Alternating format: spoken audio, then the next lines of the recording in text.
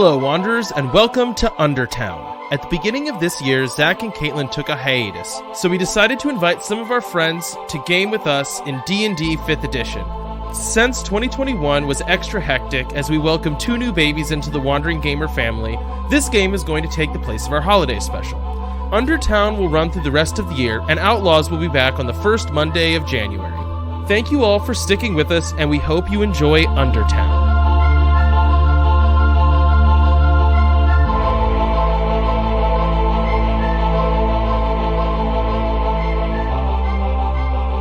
Hey Wanderers, and welcome to UnderTown, the Wandering Gamer Network's hiatus game. Last time, our party made plans for how to overthrow Duke Vile with the help of his daughter. Weapons are stashed, and the party instigates a war between Torncloaks and Shoggoth horror monsters. But half the party does decide to go and try to help the war. Meanwhile, the other half stayed back, hoping to talk to Mrs. Duke Vile. Now, welcome, Wanderers, to UnderTown. Now we return to the inn where the other half of the party stayed back in an attempt to go and talk to Mrs. Duke Vile. Wait, Mrs. Vile. The Duchess Vile? Is Duchess the female version of Duke? Duchess Vile. That is Mort and... Gosh dang names. I'm so bad at them. Ama. Mort and Ama.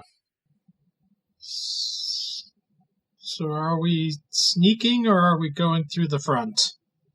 Well, we do have the added bonus of having Leora available to us. So I was thinking it might be helpful it might be useful if she could help us at least get past all of the hard stuff. I am okay with that. So I don't think Leora is here right now. And she looks around, like, expecting her to pop out of the shadows, and then, like, leans towards one. Leora? When you say that name, the shadow and then the figure of a small person holding a comparatively massive scythe materializes out of the shadow. Yes, what can I assist both of you with? Well, we were hoping that you could assist us in getting, I think as close to your mother as possible, so that we can have a discussion with her. Alright, so you just want me to, whatever room she's in, you just want to get dropped there? I mean, if she is in the bathroom, ideally I do not want to go there. Is that an option? Okay, well, yeah, I can do that. Is that all you need? I think that is a good start, and if we need you again, we will contact you. Okay. So, she clutches both of your hands. Her hands feel like almost, not quite solid. It feels like you're grasping at solidified smoke when you, touch her. And you just feel yourself melt into the shadows, and you enter, a 2D flat world that almost looks just like flickering pictures in a line as you slide sideways around all of the shadows in UnderTown, until the image that kind of materializes in front of you, almost like you're looking through a window, is like you're in the shadow of a large slab table, and on it there is a shrieking figure with tentacles actively growing from their arms, and a woman wearing a just cliche lab coat and goggles, standing over them, holding giant, scissor-like, pliers, sorry, and, reading from a book that's floating in front of her face, as you can see the green light siphoning from the person on the slab. Does she notice us? No, you're not technically there yet. Oh, okay. Oh. So, this is her room, and this is where she is. So you just want me to dump you out here? Sure. No. Why not? All right. You feel the ghostly or gaseous hands push you through the shadow, and you kind of stumble out into the room as you now can very clearly hear screaming and the wet slapping of tentacles on a table and a woman chanting in a magical speech. So what's on the slab? She looks up and goes, "Oh, great. Thank goodness I need your help. Come over here immediately." I'm going to do a perception check, but I'm probably doing it. Okay, roll your perception. 18. Okay, what do you want to know? Does she actually need my help? Okay, so with an 18 talking about what's going on here and if it's something she could use help with, she looks like she's doing something fairly intense and also looks very distracted, and she didn't really make eye contact with you. It almost seems like she hasn't registered that two people just materialized in the room with her and she just desperately needs help in the moment. Cool. I'm going to go help. Okay, so you run over. Make me a magic check, whatever the skill for magic is. 25? Okay, is that's what you rolled was 25? Yeah, I've got that's my best skill. Okay, great. So what happens is, as soon as you run over there, the tentacles snap free of their restraints and start slapping and flailing at you. You're just getting hits. Like, suckers are latching onto your face and you're getting pulled down towards this creature. But you're able to, read some, runic inscriptions on the straps that are holding the creature down. You, force one of the arms down, get it in the restraints, and at this point, Mrs. Vile has, breath enough to look up and go, "Oh, are you new? Did you just get here? Great! Can you please hold that book over there?" And she, pulls a book off the shelf and has you hold it up for her as she, references some magical stuff. Can I do an Arcana check on the book? Or, do I know what the book is? You can do an Arcana check to gain more information on the magic that's going on here. 11. She is right now actively distorting the essence of humanity to generate power. Right? That's what's happening right now. That's what the green smoke being pulled off of it is at the moment. So yeah, now she's just kind of in the midst of a complicated magical operation. Ama, what do you do? How is this person being restrained on is it It'd be big metal cuffs and leather belts, to try to hold them down. Because new limbs are sprouting, so they're having to restrain each limb. You can see Mort actively fighting with eels and beaks that are growing out of them, It's just a mess over there. I think Ama would probably take up a spot between this mutant and Mort and without injuring the person, try to keep the beaks and limbs off of Mort. Gotcha. Make me a dex saving throw. Okay. 13. Okay, so with a 13, you're mostly able to help. At some point, this is just getting ridiculous, the amount of work you're having to do, trying to keep this thing from, flying apart and ripping into all of you. Mm-hmm. Alright, Mort, I want you to make me one more Arcana check to see something. 21. Okay, so, she is currently reading, from, this one floating book in front of her face. You can tell that she's reading a spell, and you notice that in her incantation, because she is distracted, she is misspeaking a syllable, and it's causing the spell to fall apart. What do you do? Try to fix the spell. Do you want to tell her, or do you just start doing the incantation yourself? I just start doing it myself. Oh, okay. So, you start chanting along in this book, and this surprises her. She looks up as you manage to complete the incantation yourself. You see in front of you a tear begin to open from the green light pouring out of this creature. It materializes for a moment, and a brightly colored bird flies through the portal, and then it snaps shut. Freaky. That is the closest I have ever gotten. Bring me another carcass immediately. Also, send this one out to pasture. The creature on the table in front of you now looks more like a squid than a person. And, yeah, what do you do? Where do you keep them? Oh my goodness, you are new. Go down. We have them in cages in the basement. Go get me another one, but first get this thing out of my sight. Just a sec. I might have a spell for this. Is it dead? No, it's not. It's technically still alive. Oh. Okay. Would it have 0 hit points? Why do you want it to have... What spell are you trying to do? I'm just looking. There's one called Animate corpse. No, I was looking at things that weren't animate corpse.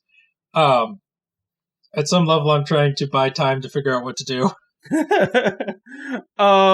I don't believe it would have 0 hit points, no. It's like still moving and conscious. It just seems exhausted. Chop chop, just unstrap it and carry it out of here. There's a chute in the next room. Get rid of it and bring me another thing to experiment on. We just summoned a bird from the real world. I cast Chill Touch on it. What does Chill Touch do? Creates a skeletal hand, ranged spell attack, 2d8 necrotic damage. Are you killing it? Yes. Oh, okay. So you kill it. And she just looks up at you and goes, well, yes, that's one way to get rid of it, but now we're going to have to go out and wrangle it from the road when it spawns back. So thanks. Now get out of here and get me another body. Well, we were actually here to talk. What? Okay, then talk about getting a... What could you possibly... I need a body. Do either one of you want to volunteer? Well, no. I cast, Thaumaturgy on Ama, hoping she'll sing or something to distract. Wait, what does thaumaturgy do? In this case, makes your voice boom 3 times as loud for a minute. Okay, cool. See here, Madam Vile, Miss Vile, Duchess Vile, I'm not entirely sure what your name is, but we are trying to get out of this Undertale town, whatever. I don't even know where I am half the time, but I do not like being here. And that is what me and my friend and our friends are trying to do, and therefore, yeah, you know what, I'll strum my lute at this point. We would like to propose an alliance? Yes! Mort, that is the word! I would like to propose an alliance! Okay, make me a performance check. Great. And I'll say with advantage due to the thaumaturgy. I love it. So I like how we wrangled Mort into going because he has the highest charisma score, and then it's Ama that's actually doing the persuasion check. Yeah, but that's metagaming. Ama would think that she has the highest charisma score. Right. And Mort would rather be throwing fireballs somewhere. That's a 16. Ooh. She looks just kind of confused and just goes, all right. What, an alliance against what? Why would I, I need bodies! Get me I am an alliance with getting bodies! We're here to kill the Duke, I think. Alright, now hang on. The Duke has a body. I could use that body, and also, I think I would like to use that body. You just said something there that I like. Can I have his body? I kind of wanted a pet lich. Ama punches Mort in the shoulder. Ma'am, I believe you can have whatever body you want, as long as it does not affect my friends, or our ability to get out of this place. All right, let me make this clear. Here's the terms of me helping you. I want to do horrible nightmare science experiments on my husband's body, and other than that, literally don't care. That would be enough. I want vengeance. I mean, I don't see a problem with that. I feel like that is doable. Great. Now what can I do to help you? Think some point we're trying to storm the castle? I don't know, though. I haven't really been told. I would have just walked in already. I don't think it's a place you can really walk in, or I would have walked in a long time ago. It might be because of me. It might be because of me that you can't walk in anymore because of the tentacle things that could kill all of his guards. It's probably my bad, is what I'm saying. Well, at this point, if we have your help, and we kind of have your son's help. You say kind of, what do you mean? I mean, he was persuaded. All right, make me a deception check. I don't think that was a lie. Yeah, but it's deception still. It wasn't the truth. Actually, I think... Well, okay. Where's my dice? There. Truth by omission still counts as deception. Deception. What's my deception score? Oh, that's a 21. Great, well, I'm glad you find... Here's the thing. My son... Okay, being realistic, garbage person, not a good person. He is the worst. I do not mind not seeing him anymore, but if you've managed to teach him some manners, fine. My daughter, on the other hand, used to be okay, and then she got rebellious. Doesn't everyone at some point? I know, all of a sudden... I shouldn't be experimenting on people. It's bad to torture the people. I should be helping instead of cutting off their arms and putting on other arms with magic. Ridiculous, I know. Well, yeah, that is kind of ridiculous. I think that making horrible nightmare creatures with evil magics is totally fine. I'm glad we sent the right person to this conversation. I tend to agree with you, considering I generally just resurrect them when I'm done, but... Efficient! It's efficient what you just said. I can respect that. I wait for them to come back, and then I torture them more. We have an understanding. Yes, but on the subject of your son, is there any chance you can call back all the e-alarms that we may have accidentally attacked him? Experiments that I put to pasture. So you didn't notice because you snuck in through the shed. My daughter, she helped you. I mean, a little bit. She said I was evil, didn't she? I didn't listen to her. I actually have zero problem believing you didn't listen to an NPC talking to you. Good, don't. Anyways, the e-alarms, right. So if you had walked in through the front doors, you would realize I have very strong, very tall walls and a very large front door to keep them out of my lab. So, no, they're kind of their own thing, but they tend to chase meat distractions. You know, if you want to get them away from a place, the best thing you can do is get them attacking something and get that thing to run away, and they just chase it forever. Oh, we should send them to the castle. My whole locking them inside idea is sounding a lot better now. Just saying. When you say locking them inside, do you mean closing the door to the nobleman's retreat and just being like, 2 problems just solve themselves? Yep. Now, do you have bodies for me, though? Because I still would like to... I'd like to experiment more on the bodies. You seem to think they were downstairs. I assume they're still downstairs. I'm not going downstairs! Bring me bodies! If we bring you these bodies, can we pop out afterwards? I guess I can't stop you.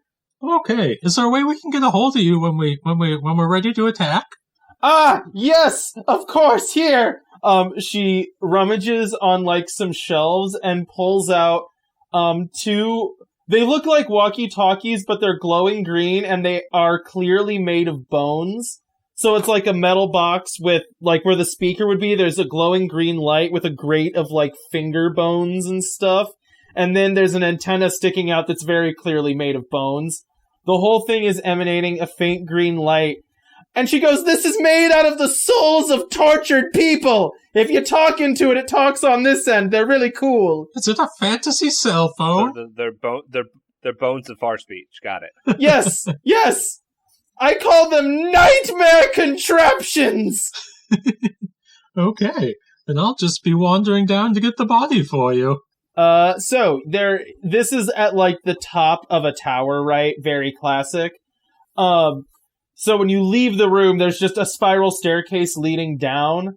There are several rooms connecting in several passageways, but there's one main spiral staircase that just kind of keeps going downward.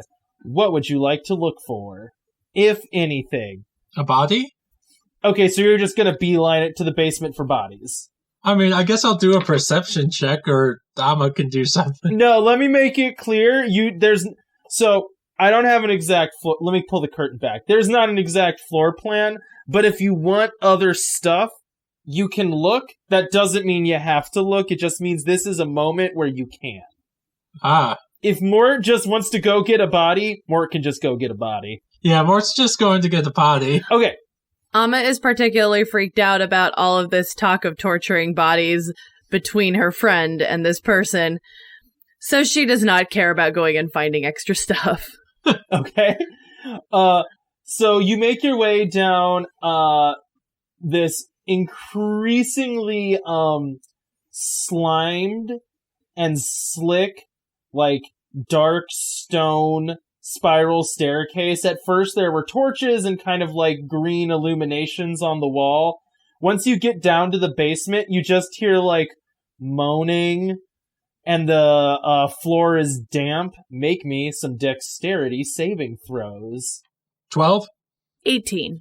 Alright, so Mort, you're leading the way down, and at one point you step on a step that is just very clearly like worn almost smooth. It's basically just become a slope, and you feel that horrible lurching sensation as you slip and fall and tumble down the rest of the way, taking 5 damage as you crash into a door. When you hit the door, you hear a voice go, "What? Is it already time for another one?" It is. The door creaks open, and you see a kind of like nervous-eyed man standing there in an old-timey jailer's outfit. He's holding a large ring of keys and just goes, yeah, it's going quicker now. Well, we need more bodies, and let me tell you what, I know what happens when she runs out of bodies, and that's I get fired. So, well, here," and he hands you a key. Just take the one, there's only 2 left. This is the one in the cell on the left. Okay. Can I see into the cell on the left? Yeah, so there's a row of cell blocks, and they're all empty except for the 2 at the very back. And there is, 1 left and right. Can I see what's in the one on the left? Oh, yeah, you can look in there. Okay, I look in there. Okay, you look in there, and you see a, just kind of a plain-looking guy. He seems like he might have at one point been wearing some, like, fancy adventuring clothes, but it's all, like, dirty and decaying at this point. His clothes are torn and just kind of hanging off of him. I cast Charm Person. Do you have to roll for that if you're not in combat? No, but it has to make a wisdom saving throw. I guess he has to make a wisdom saving throw. He does not make his wisdom saving throw. Oh, thank goodness you're here to rescue me! I'm saved! I knew someone would come along and rescue me, and I knew it would be you! Hi, I'm Alfred. What can I do for you? Well, you might not want to be quite so optimistic about that, but if you could come with us... Sure, I'd love to come with you. There's literally nothing that could go wrong. Yeah, we're going to go up to the lab and see what's on the slab. Great, I guess I just get to observe. All right. You lead this very excited man up a flight of stairs. He seems very happy to be out and stretching his legs. He's, like, cracking his back, doing some twists. Like, it feels good to be out of here finally. Sure am glad I just get to go watch someone have horrible experiments done on them. All right. You reach the top. The door is closed in front of you. You have this guy with you. What do? Open the door? Okay. And you just, shove him in there? I was going to follow him in. Okay. Does Mort want to watch? No, but he was at least going to make sure he got on the slab. Also, quick question: Is Mort just becoming full on Frankenfurter? A little bit Frankenfurter, little bit. I just lost his name. Oh yeah, Frankenfurter. Okay. Yes. Okay. I just jumped to Frankenstein in my head, but yes, full on Frankenfurter. Okay. Got it. So as soon as he walks in, the slab as it was, becomes, like, animated, and, like, the cuffs launch towards his hands, grab him, and pull him onto the slab. I never actually told you her first name. Anyways, Mrs. Vile turns around, and she's holding, like, a comically huge hacksaw, and in the other hand a spell book, and goes, "Alright, spells round 2! And just, like, starts casting spells. Oh, let me give you a little help there, my dear. And I cast Ray of Enfeeblement on the guy. Great! Thanks! Give me a call when you need me! Will do. Watch your pronunciation this time. Is that what it was? Thanks for the heads up! And I guess we're on our way, aren't we, Ama? Leora! When you say Leora, you can see Mrs. Vile looks up sharply as a hand from the shadow reaches out and grabs both of you and tugs you in.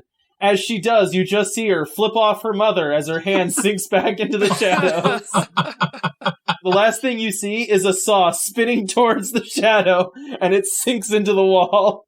So I just want to point out that it was Greg that Rolf had such a problem with, thinking everything is his fault. How is he okay with Mort? Well, they don't know this happened. I don't. Yeah, but I mean, I can't imagine that all of this is a new development for Mort. I feel like Mort was more of hey, like, I want to tag along because I am very interested in this case to the party. And now he's just letting his true colors come out. I think Mort is willing to behave, but in this case it seemed like the easiest way to not die was to play along. Yeah. Well, the other piece I could see too is, like, being a necromancer and then studying a lich. I could see, like... Yeah. Also, I think Mort is a lot more neutral than you guys in terms of gray areas, considering literally resurrects bodies. I wouldn't consider that a gray area. Have you seen the movie Grosse Point Blank? No. Oh, one of the characters is like a hitman, and he said that I can't remember what it was. It was like the way he started being a hitman was he got flagged by the CIA for having what they called moral flexibility. Before we switch, I do have one question for Leona. Yeah. Leora. Can you teach me the shadow trick? Leora looks noticeably uncomfortable and goes, "Well, I don't want to answer that question because I'm worried what you'll do. But the thing is, I'm not like magic myself. I'm just like a person. But when my dad drug us all here, he gave me and, oh gosh, what's his name? I've forgotten it because I talked to him so little. Hang on. I need to hit Alt-Tab on my brain. He gave me and Oswald magic items. Oswald kind of started copying his, but Oswald's bracers were better than most people's and gave him the ability to make more.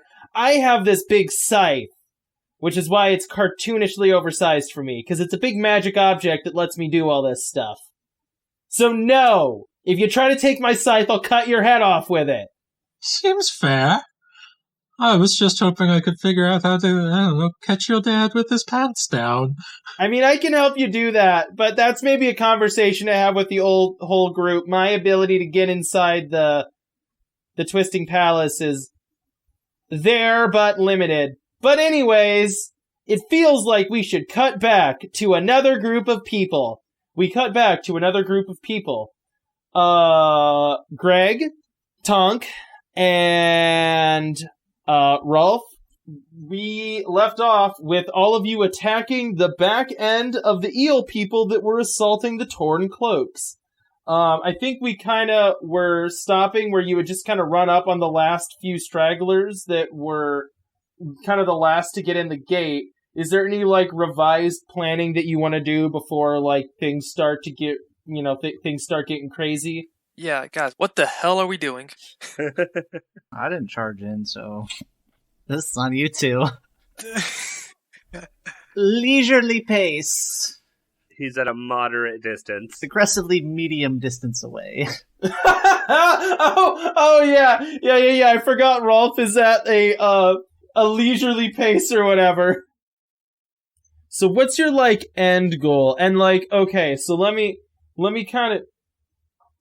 let me, again, pull the curtain back a little bit on kind of how this is gonna work, right? Okay, so, like, imagine that scene in Helm's Deep, right? You're like Aragorn, Legolas, and Gimli, right?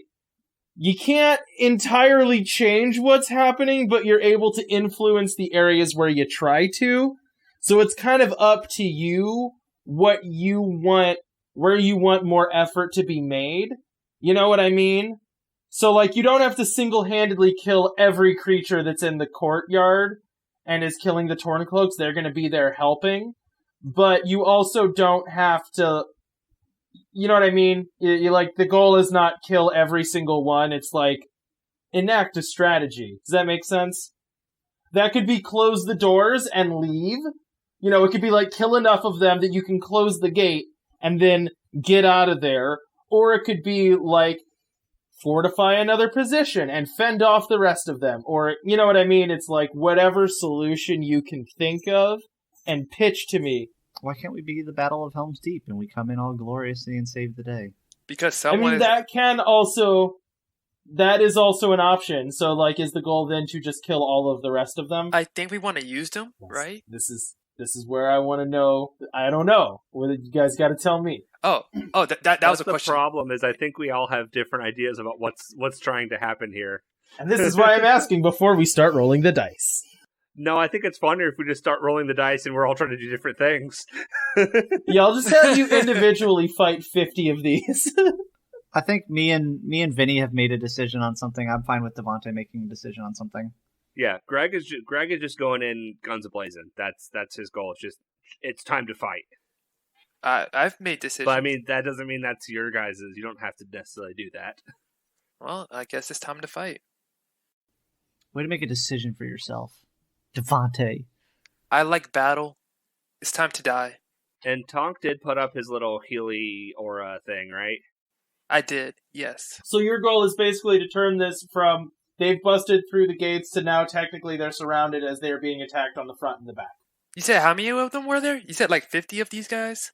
Ish. It's less than 100. You don't have an exact head count. I'm going to stop, take a few minutes, and actually count them. No, I'm joking. Passive perception. Roll for annoying your GM. Great. Okay. So, like I said, as you ran up and you threw up that healing symbol up in the sky, kind of the back ranks of these creatures turned around. So everyone roll me some initiative. 20, not natural. Ooh, nat 1. Wow. Nat 1 plus 5. Still a 1. Give me a second. You're a 1. 18. I have a quick question for you. The time that we spent after we left this place, left here the first time, right, and went to the bar, can we have benefited from a short rest? Yes. Fantastic.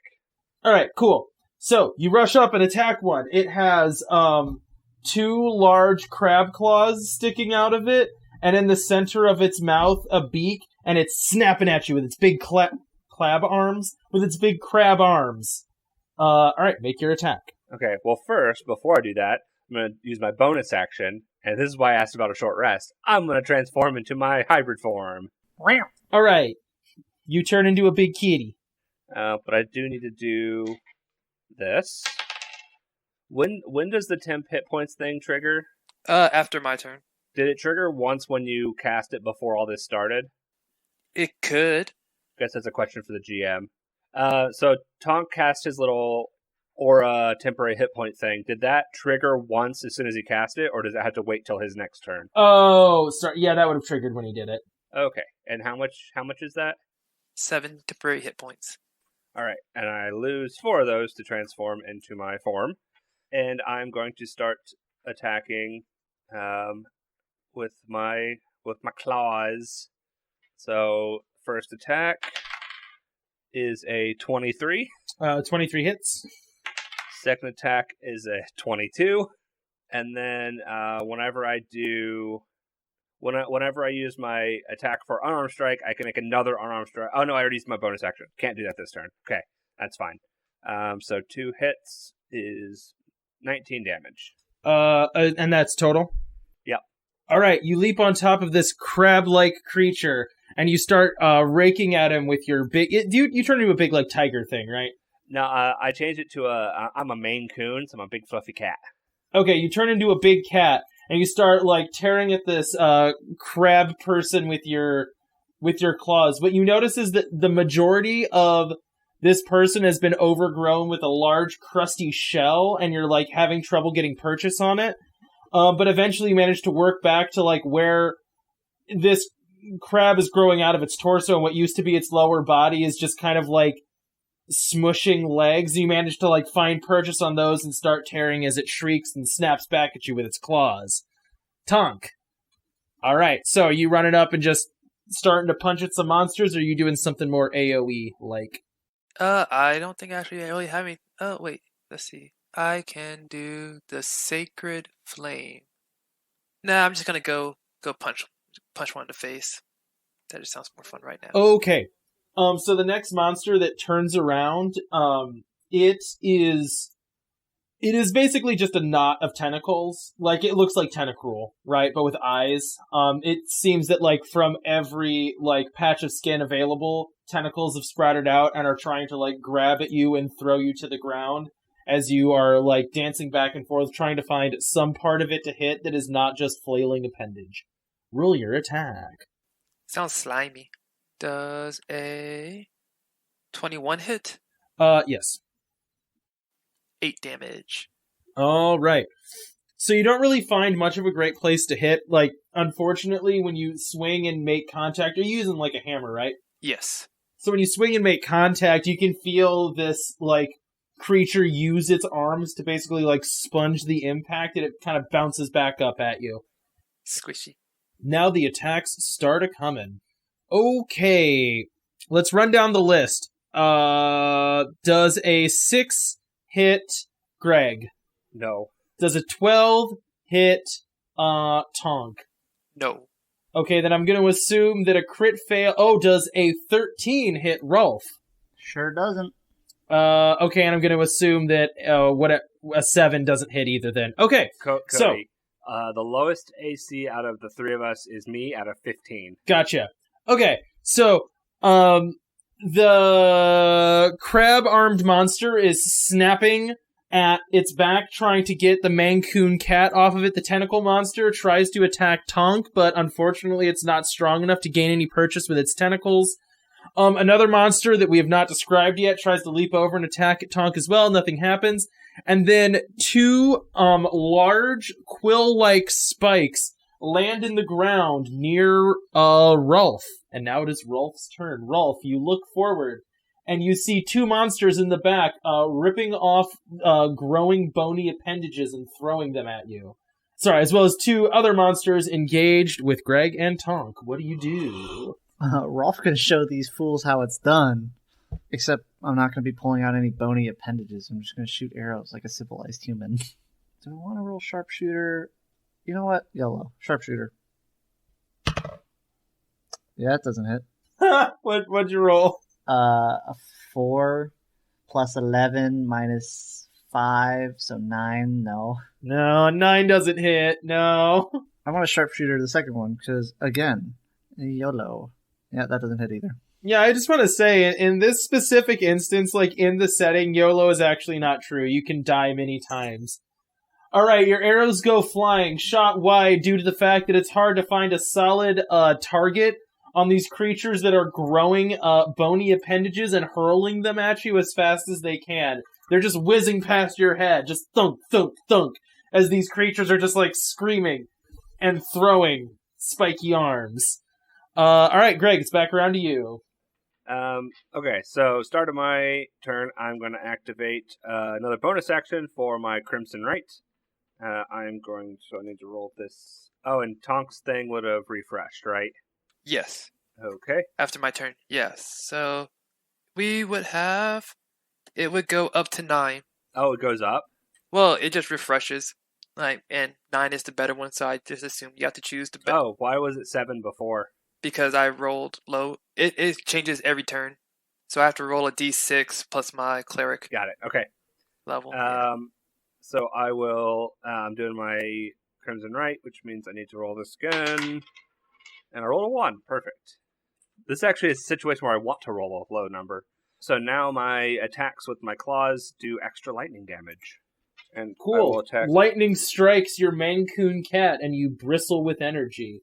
All right, roll your attack. And I am Greg, not the god of hammers. I'm Greg, the god of claws. We'll attack twice. Ooh, those are not nearly as good. I know that one won't hit.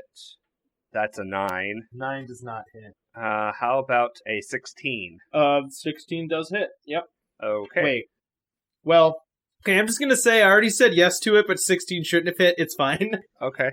It's fine. It's fine. I misspoke. That's on me. And that'll be 8 slashing and 5 lightning.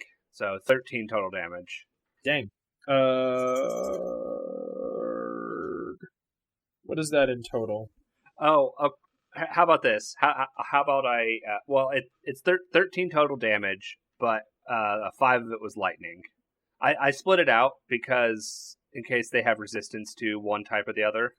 Oh, okay. I see what you're saying. Yeah, sorry. So that'd be 32 total damage. Okay. So, as you start clawing at the back of this thing with lightning, you can see that it's like, you can see the crab arms beginning to like lock up and seize as they're trying to reach back and grab at you to throw you off and are not quite able to. Alright, Thonk, it's your turn. Okay, I was gonna go get up and get more dice to make this a little more expedient, but I will just do it now. I'm going to try to cast sleep on these people. Okay. And send them all into a magical slumber. And I have to roll my D8 5 times. Not starting off well. Okay, made up for it. Math is hard. Are there any of them that have less than 29 hit points? Are there any of them that have less than 29 hit points? Yes, one of them does. Then though, that single one gets put to sleep. Alright, so, Greg, as you're clawing at this crab-armed thing and shocking it with your shocking claws, it immediately falls to slumber. It slumps over and lays there dormant. Are you doing anything else, Devontae, or is that the end of your turn? That is it. Cool. Alright. Okay, so Crab Arms is gonna skip its turn because it is asleep. What's the new temp health this turn? Yes, it is 11. Dang. That is such a useful thing. Thonk, does a 15 hit you? No. For sure is heckin' gonna hit you. Alright, Rolf, 12 hit? No, 15, sorry. No. Alright. I think we could just take all 50 of these things. They can't hit us worth a darn. Alright, 10 also missed. I'm not adding an insignificant amount to these rolls. This dice roller is rolling poorly. Spikes are landing all around you. Just spike after spike after spike after spike. None of them making contact with you. Alright, Rolf, it's your turn. Alright, let's try this again. Sharpshooter. You have to say YOLO every time you do sharpshooter. You can't just do sharpshooter without saying YOLO. 12 plus 11 minus 5. 18. No, I imagine Rolf, every time he does the sharpshooter, he just yells, yeet! Yeet! And then I dab. Stabbing's still cool. I hate Rolf so much. 18 to hit. 18 hits. So, and this... I'm going to assume I'm still targeting the ones that are targeting me, which haven't taken any damage. Yeah, the quill-throwing creatures, yeah. So 21 damage. Okay. And we're going to sharpshooter again. Yeet! 22 to hit. 22 hits, yeah, 22 hits. And we'll go ahead and hit the same one that I just hit. Okay. 25 damage. Okay. So, now, as it's pulling out quills and launching them at you, this last creature that you killed that just seems to mostly be made out of, like, bones and throwing arms, is beginning to fall apart as it's, like, ripping chunks of itself apart to throw at you, almost as if it's not able to keep regenerating its body quickly enough to do what it's doing, but it has, like, a singular, purpose. And we're back around to Greg! Alright, now's where it starts to get ridiculous, now that I've got all my bonus actions to set up all done. I'm going to make my normal 2 attacks. That is a A 15 and a 16? I think those do not hit. Well, okay.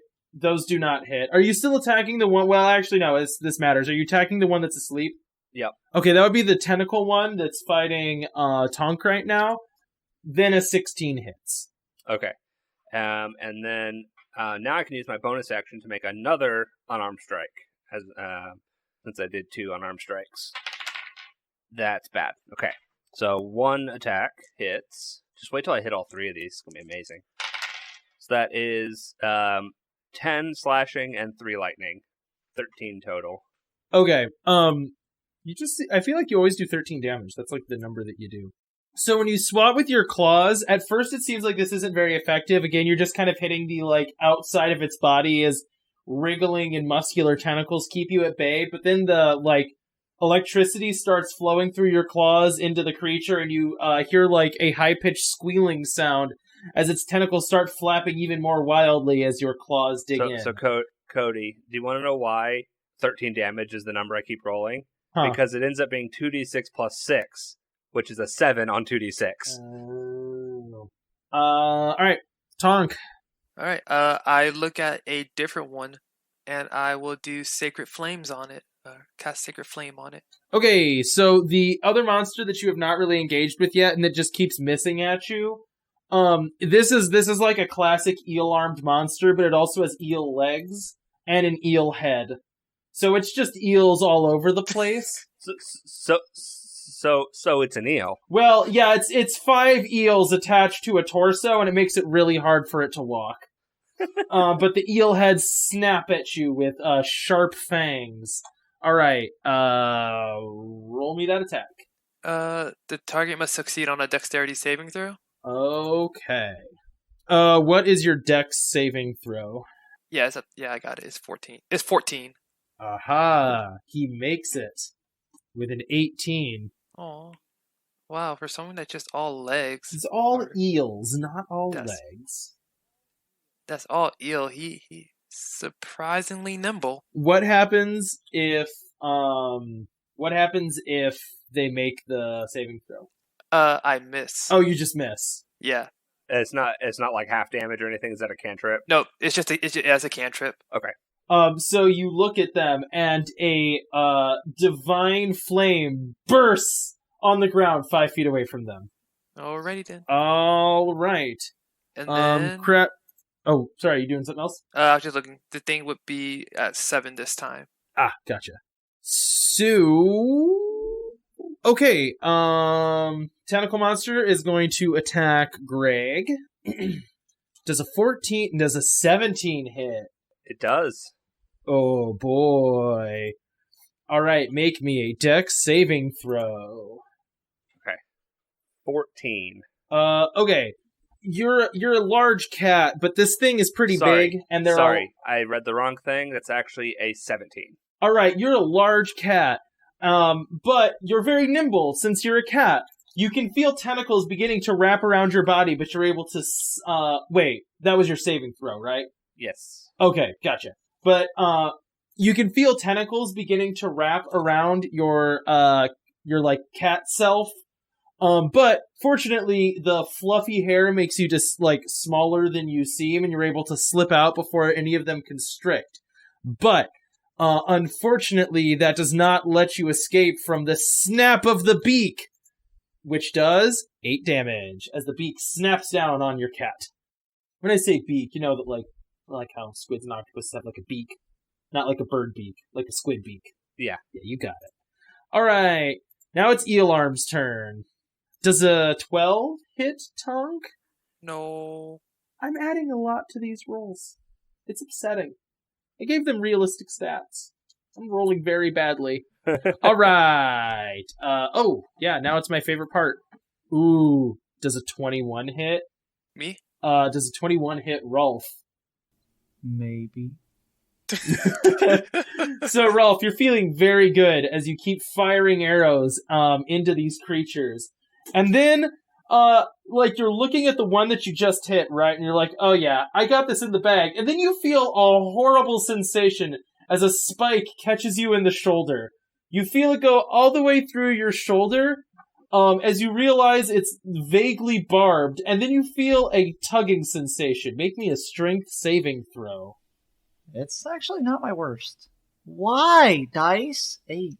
Okay, cool. So what happens now is you feel yourself lurch forward as you are dragged across the battlefield into the awaiting, quilly, spiky arms of these two creatures that have been trying to harpoon you for the last, 10 seconds of battle because of the way D&D time works. Are we about to have a hug party? All right. Rolf, you're sprawled on the ground after being hook-shotted by one of these creatures. Now no longer in a range where... Oh, wait. Do you take 0 penalty for being close range with a bow? I don't believe I do. Let me double check. Is that like a thing for you? Because otherwise you're at disadvantage, right? Am I crazy, guys? Close range, disadvantage. Like if you're engaged? Yeah. Bows are disadvantage. Okay. So unless you have a thing... I think what it is there is a feat called Crossbow Expert. Being within 5 feet of a hostile creature doesn't impose disadvantage on ranged attack rolls. Do you have that feat? No, because I use bow. Well, so either you're rolling a disadvantage or you have to switch to melee. Yeah. Okay. Or I could try to have them hit me with attacks of opportunity as I back away. Or yeah, you could try to run. Yeah, that's true. But no, if they hit you with those attacks of opportunity, the same thing is gonna happen again. But they didn't do any damage, so... Oh, did I not have you take damage? I literally forgot the damage. I should have just kept my mouth shut. Yeah, you really should have kept that mouth shut as you... as you take, oh gosh, 15 damage. Does a short rest do anything to restore hit points? No. Yes, it does if we had spent hit dice, but we didn't really do that. I don't want to attack with a short sword. I know you don't want to. I mean, joke's on you. This short sword is based on dex, so... We've been whacking at these guys for like 20 minutes now. Do we have another plan? Or are we just going to keep doing this? Oh, you're saying like in real time? Yeah, in real time. Yeah, I know it's only... I think we've done 3... No, this is our 4th round. Almost Fine, 5th. Cody. You have your wish. I'm rolling a short sword that uses dex.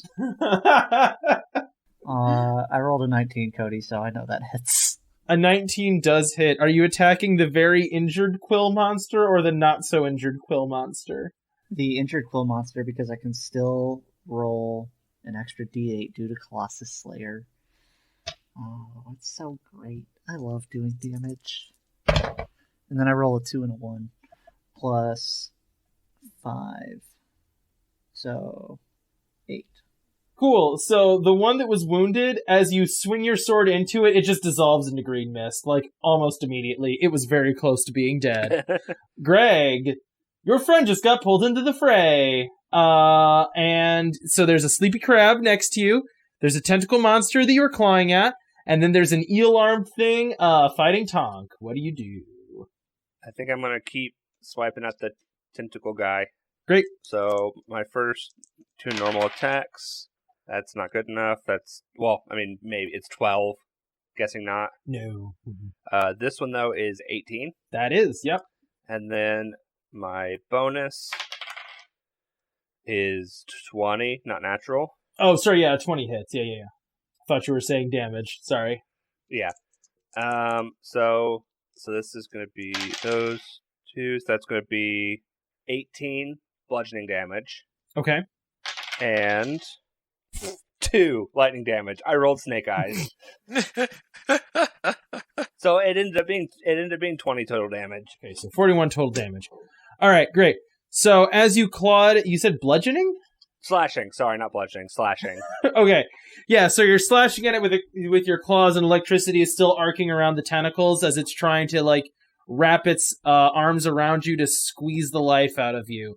All right, Thonk, what you about? I'm hitting that one. The one with tentacles or the one with eel arms? The one with eel arms. All right. Does a 17 hit? Yes. Then 8 damage. Cool. So, you swing your hammer into one of the heads of one of the eels. You see its eyes kind of roll as it gets clunked, as it, rolls backward, as, the eels kind of stumble backwards, and then lunge at you again for an assault. And now we're gonna see if I hit anything. And what's the temporary hit points this time? We're at 8. Does a 16 hit you, Thonk? Nope. Hit. That also doesn't hit. Does an 11 hit Rolf? No, an 11 doesn't hit Rolf. I'm the second most tanky character. So once you're pulled into the fray, the creature next to you, that's basically a ball of bones that it hurls spikes at, is trying to just stab at you frantically with one of its quills and has not yet made contact. And we're back around to Greg. Rolf. Rolf. Rolf. Sorry, Rolf. You have a turn. I forgot about. Yeah, I'm gonna disengage. Like, screw this guy. You can do that. Yeah. So I'm gonna disengage. That way I don't provoke an attack of opportunity, but that does forfeit my turn. I cannot do 2 attacks. Oh, okay. Gotcha. So you're just doing like a step. Because my 2 attacks my second attack is dependent on using an attack in my action turn. Gotcha. Okay. So you break engagement, or are you just like running off, basically? Disengage and get back to a more suitable Rolfie bow range. Okay. So you start kind of like retreating along the wall, because if you wanted to retreat straight backwards, you'd have to do that through Thonk and Greg fighting monsters. So you're skirting around the outside of the wall, keeping yourself like in eyesight so you can keep firing arrows. And now it is Greg's turn. Awesome. Same thing. Tentacle guys. Okay. So first 2 attacks. Not good. That is 11 and 13. Yep, no, those don't hit. And the bonus 14. A 14 also does not hit. Ooh.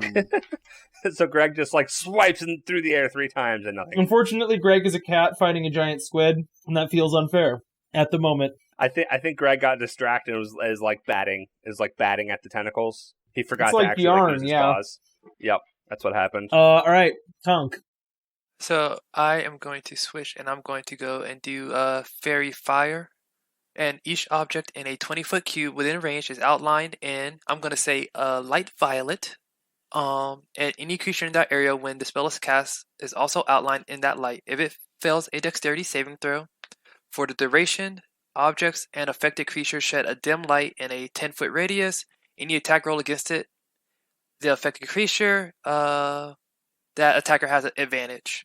So I'm just trying to give advantage to people for a minute, or until my concentration is broken. They all fail that save. Yay. So wait, all the remaining things we can attack with advantage? Any attack roll against affected creatures or object has advantage if the attacker can see it, and the affected creature or object cannot benefit from being invisible. Get fucked. I probably should have cast this earlier then. Yeah. Well, yeah. My bloodlust just got underway. I was having fun.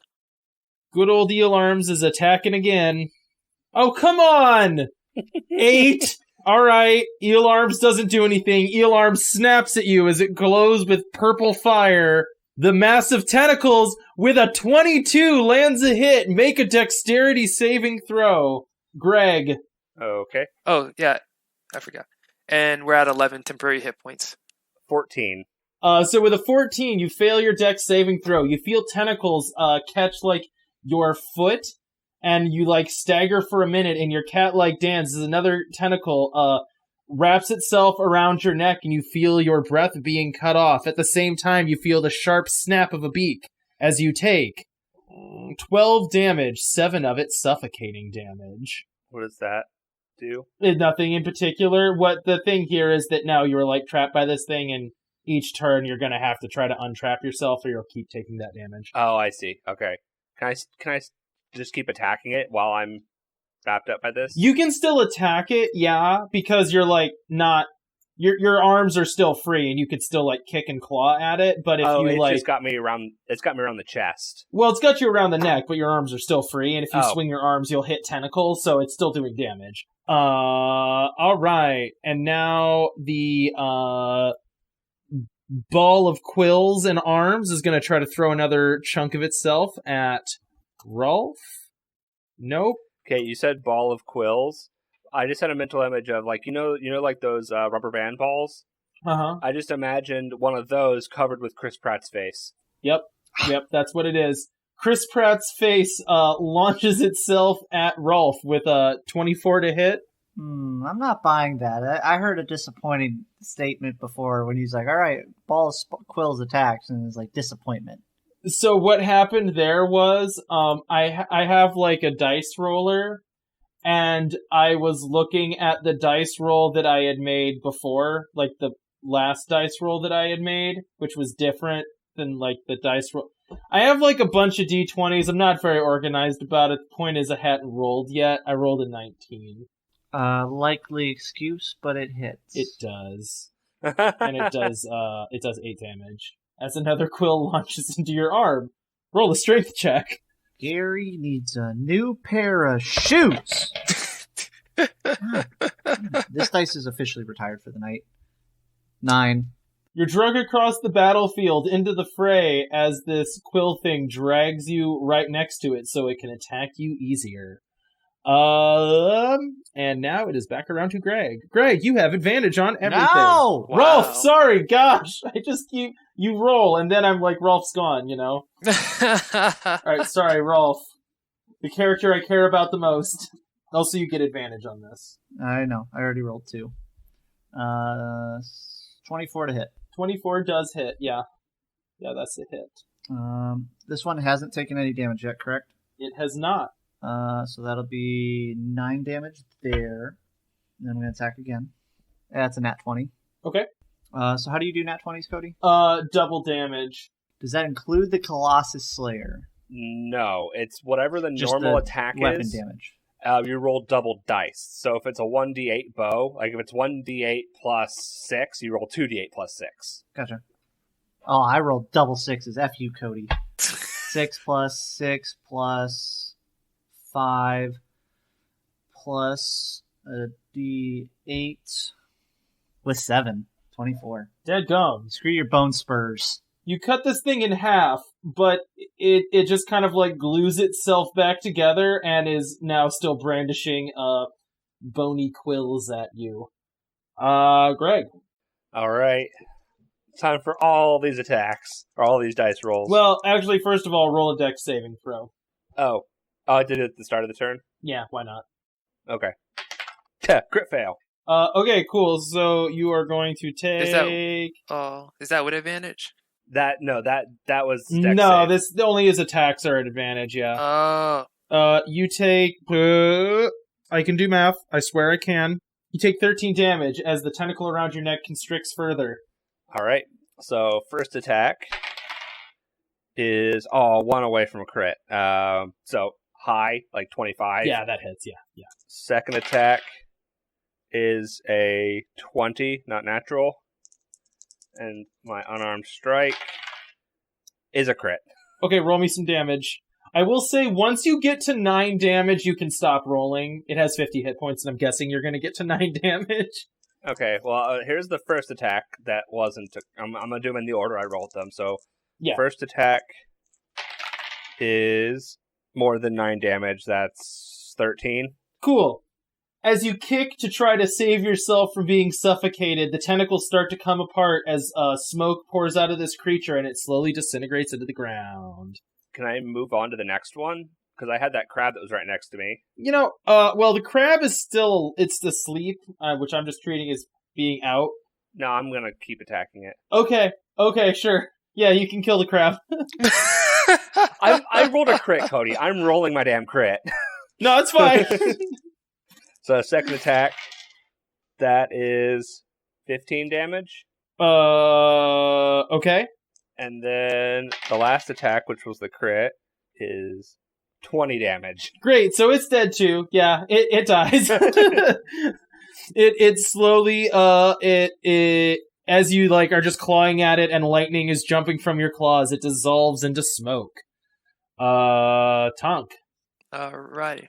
The eel-armed monster is still biting strong and feeling good about himself. Yeah, screw him. I'm going for him. And 24. 24 hits, yeah. Yeah, that'll hit. I did bad math, but it was 22. Sorry. 22 also hits, it's fine. Yeah. It was... And then I do 14 damage.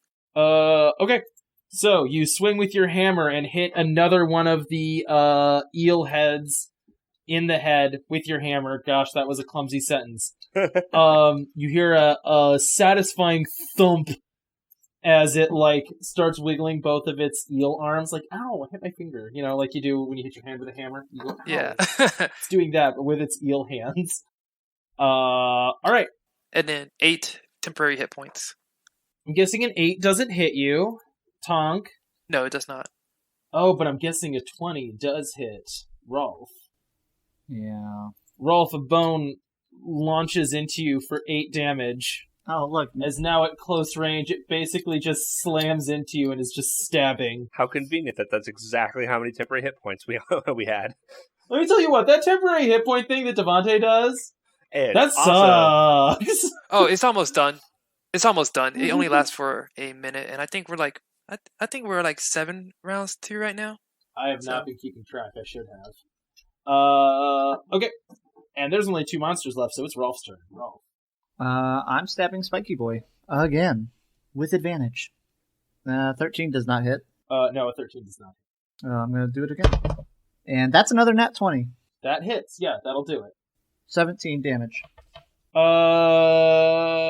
Okay.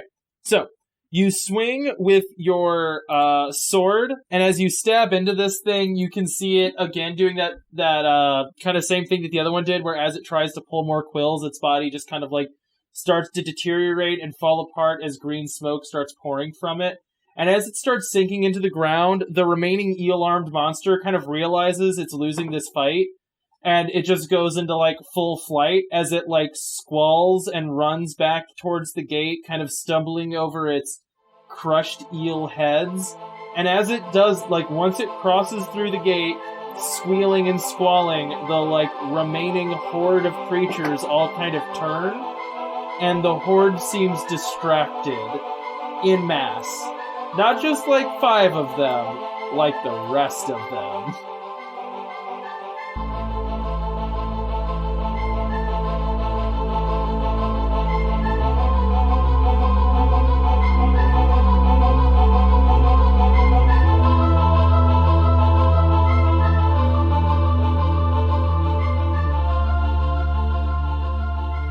Thanks for listening to this episode of UnderTown.